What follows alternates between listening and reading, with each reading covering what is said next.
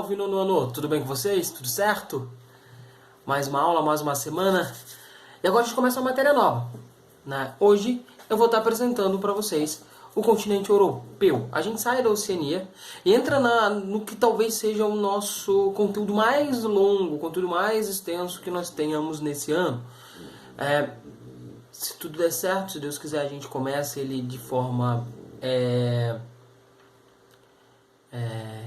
remota, aqui com os vídeos aqui pelo YouTube e as tarefas pelas plataformas, e nós finalizamos ele na escola, se tudo der certo. Então, a primeira coisa que vocês vão fazer é abrir o livro na página 72, certo?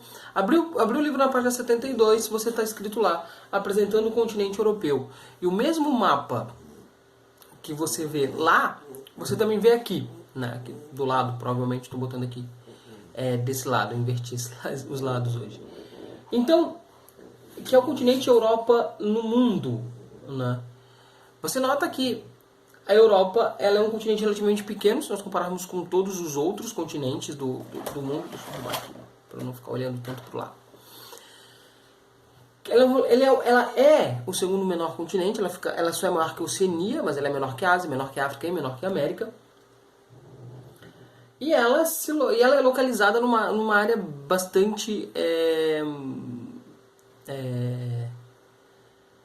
estratégica do mundo. Ela fica literalmente no meio do mundo. Ela consegue ter boas distâncias entre a Ásia, ela é grudada literalmente na Ásia, na África e também na América. O único continente que ela vai ter um pouco mais de distância é a Oceania. Então, ela é muito bem localizada ali. Ela tem vantagens de estar localizada ali. Vamos ler a página 72 rapidinho aí pra gente. Com uma área territorial de pouco mais de 103 milhões de quilômetros quadrados, que corresponde a 7% da superfície da Terra, da superfície emersa, aquela que está acima do mar, né? A Europa é maior apenas que a Oceania. A população em 2017, de aproximadamente 742 milhões de habitantes, só era maior que a Oceania. A distribuição da população se dá de maneira bastante irregular, como todo lugar do mundo, como todo continente, todo país, que é fragmentado em muitos países. A Europa possui terras do hemisfério norte, ela está totalmente acima da linha do Equador, ao norte da linha do Equador. Nos hemisférios ocidental, uma pequena parte ali da Inglaterra, França, ali pega mais a parte ibérica ali de Espanha e Portugal, e está praticamente inteira no hemisfério oriental, no hemisfério leste. E é banhada ao norte pelo Oceano Glacial Ártico, ao oeste pelo Atlântico e ao sul pelo Mar Mediterrâneo e a leste pelo Mar Cáspio, tá? Conhecer a Europa, sabe onde ela está? O primeiro conceito da Europa que a gente tem que compreender é o conceito de Eurásia. Tá aqui o nomezinho Eurásia. O que é a Eurásia? A Eurásia é um continente geológico. Lembra que eu cheguei a fazer essas perguntas para vocês, a diferença de um continente político e um continente geológico? A Europa e a Ásia, elas são dois continentes, como vocês devem saber, mas elas são dois continentes políticos, porque geologicamente, geograficamente falando, elas são um continente só. Eles são um continente só. Eles são um continente chamado Eurásia. Por meio da observação do mapa, que é esse aqui que está aqui, que é o mesmo da página 73, você pode perceber que a Europa e a Ásia não estão totalmente separadas por oceanos ou mares. Formam um imenso bloco de terras quase contínuo do ponto de vista físico ou geológico. Esse bloco continental é denominado Eurásia, as misturas das palavras Europa e Ásia. No entanto, por causa de diferenças históricas e culturais, considera-se a existência de dois continentes. Por que se considera dois continentes ao invés de um só?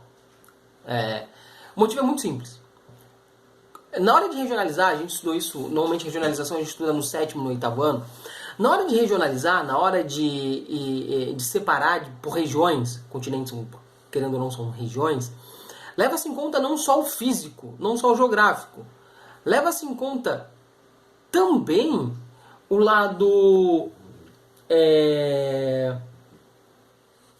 político, o lado cultural e o lado eles pensam nesse todo, né? Eles pensam nisso, porque não faz sentido você botar numa mesma região os caras com culturas completamente diferentes.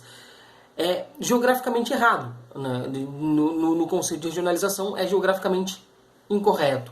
Então a gente usa características da população para regionalizar diferente. Por isso que a Europa e a Ásia são considerados dois continentes, mesmo sendo um bloco de terra só, né?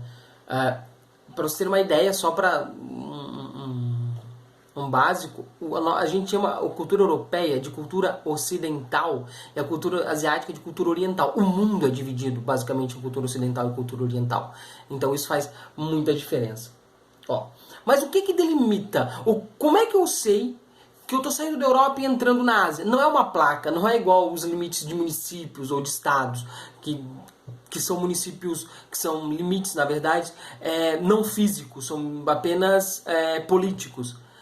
No caso da Eurásia, tem limites físicos também. Olha só.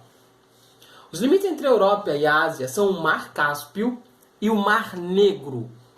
Né? Se vocês olharem nos mapas, no mapa que está aqui desde que eu comecei a falar da Eurásia, você não consegue ler Mar Cáspio e Mar Negro, mas você consegue identificar eles ali de uma maneira fácil. Além dos Montes Urais, que é uma cordilheira de montanhas que atravessa a Rússia de norte a sul. Por isso que a Rússia fica um lado na Ásia e outro lado na Europa. O que divide a Ásia da Europa é uma cordilheira chamada Montes Urais, que fica no meio da Rússia. Ela vai do extremo norte da Rússia até o sul da Rússia. As civilizações que se formaram na Ásia e na Europa apresentam importantes diferenças entre si. A Europa é considerada o berço da civilização e da cultura ocidental, que eu estava falando agora há pouco para vocês. A religião predominante é o cristianismo, dentro das suas denominações, católicos, protestantes, anglicanos, ortodoxos, né? Não vamos entrar nesse mérito, mas querendo ou não são cristãos. As línguas latinas são faladas em muitos países e a população é majoritariamente branca. A população negra da Europa é a população de imigrantes que veio da África depois do século, ali no final do século XIX, início do século XX. O continente asiático, por outro lado, representa a civilização oriental, que agrupa inúmeras culturas e permitiu o desenvolvimento de grandes religiões, como o budismo, o islamismo e línguas como o árabe e o chinês. A segunda e a terceira língua mais faladas do mundo, né? Apesar de diferentes, os países europeus e asiáticos apresentam características que os identificam como parte das culturas ocidental e oriental. Então, você separa, você consegue identificar coisas próximas. Eu vou dar um exemplo muito fácil na Europa, um exemplo muito fácil na Ásia. Até a década de 1970, o Afeganistão, que é hoje um país predominantemente islâmico, o Afeganistão ele era um país predominantemente budista, no meio do Oriente Médio. Era um país com muitas características do Extremo Oriente, não do Oriente Médio. Na Europa, a gente vê países, por exemplo, como a Romênia. O que tem a ver a Romênia com, sei lá, Portugal? A língua. O romeno e o português derivam do latim, que é a língua latina, daí a gente aprendeu isso na América Latina e tudo mais. Deu para entender o conceito aqui, por que eles são próximos? Você nota que, sei lá, a Bósnia e Herzegovina tem uma cultura completamente diferente da Escócia. Mas se você botar um escocês e um bósnio do lado, ele não sabe qual é qual. Tem características físicas parecidas. Você tem características históricas muito parecidas, né? Então esse é o passo que a gente tem que entender. São características históricas e culturais parecidas que jogam alguns países para a Ásia e outros para a Europa. Um país que eu gosto muito é o Cazaquistão. Geograficamente ele está na Ásia. Ele está a leste dos Montes Urais. Mas politicamente ele é europeu. Porque as suas características são europeias. Ele é praticamente uma mini-Rússia. Né? Ele é o nono maior país do mundo, se eu não me engano, ou 10º. Ele é bem grande. Mas ele é como se fosse uma mini-Rússia, ali, um apêndice, um anexo da Rússia. né? Então não faz sentido botar o Cazaquistão na Ásia, se ele é muito mais parecido com a Rússia do que, por exemplo, com a Arábia Saudita ou com a China. Então a gente tem que levar isso em conta na hora de entender por que a Ásia e a Europa são divididas mesmo estando juntas. Cabe considerar a existência de países transcontinentais, ou seja, cujos territórios estão distribuídos em 2 continentes, Rússia, Turquia e Chipre, encaixam-se nessa categoria, com terras na Ásia e na Europa. A Rússia, ela é um país onde sua população praticamente inteira vive na Europa, mas ela é um país com mais de 70% na Ásia. Por isso que ela é considerada europeia. Sua capital está na Europa, mais de 60% da sua população está na Europa. O Chipre é uma ilhazinha bem pequenininha, próxima à Grécia, entre a Grécia e a Turquia, que ela é dividida no meio. Ela é no mar, ela está no meio do mar e é dividida no meio. Um lado na Ásia, outro lado na Europa. É um país muito pequeno. A Turquia, ela está gigantescamente, ela está quase 90% na Ásia, mas ela é considerada um país europeu. A capital da Turquia é uma cidade chamada Ankara. Mas a sua principal cidade não é Ankara, é tipo Brasília e São Paulo no Brasil. A capital é Brasília, mas a principal cidade é São Paulo. A principal cidade da Turquia é Istambul. Istambul foi uma das maiores cidades do mundo durante o Império Romano, uma cidade que se chamava Constantinopla, e ela muda de nome depois que ela é invadida pelos otomanos, e se torna Istambul. A cidade de Istambul tem um rio chamado Rio Bósforo. Nome bonito de rio, né? A leste do rio Bósforo é Ásia. A oeste do rio Bósforo, Europa. Ou seja, a cidade de Istambul está dividida em 2 continentes. É a única cidade do mundo que isso acontece. Ela está metade num continente e metade em outro. E você consegue características diferentes na mesma cidade. No leste, no lado asiático, características asiáticas.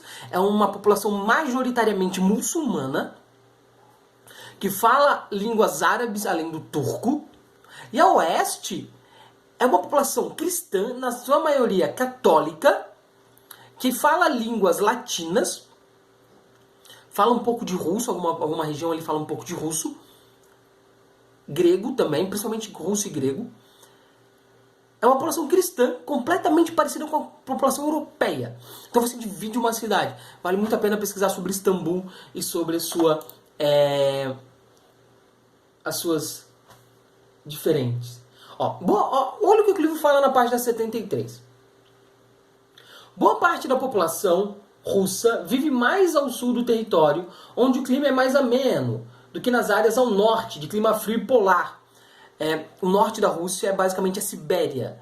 É um deserto de gelo, é um dos lugares mais frios do mundo.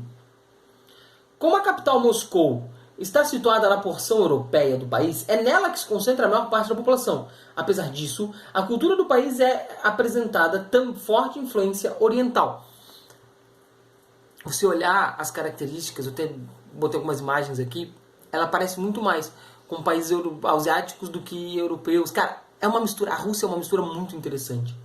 A Turquia também é um país transcontinental, sua capital, Istambul, o livro fala que a capital da Turquia é Istambul. Não é.